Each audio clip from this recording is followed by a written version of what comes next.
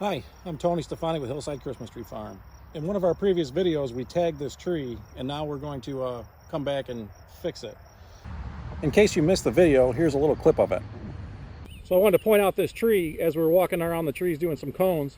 Look at how crazy this top is.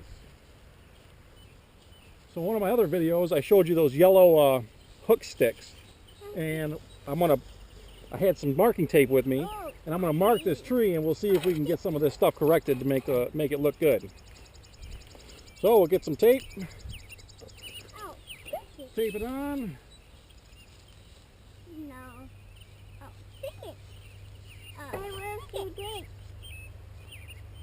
I want to dig it now. And pretty soon we'll be doing all the taping because these trees are almost ready, and we want to straighten some of that stuff up. So we'll do it.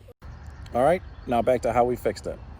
So what we saw were three competing leaders. Last year this tree was left with leaders that were too close to each other, ending here, here, and here. And this year we see what happens. So good information to know. This tree we plan to harvest in 2021. So we have the rest of this year and all of next year to fill in any holes that we create.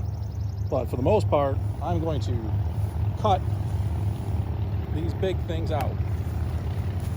There and here.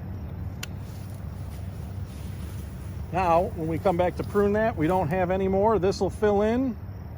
Next year, kind of the buds will come in here, develop on the ends of these, and fill in some more. So I think we did a good job. We should have done that last year, but it got overlooked. So that's how I would fix this tree. What are your thoughts? Did I do the right thing? Why don't you leave me a comment and tell me what you would have done.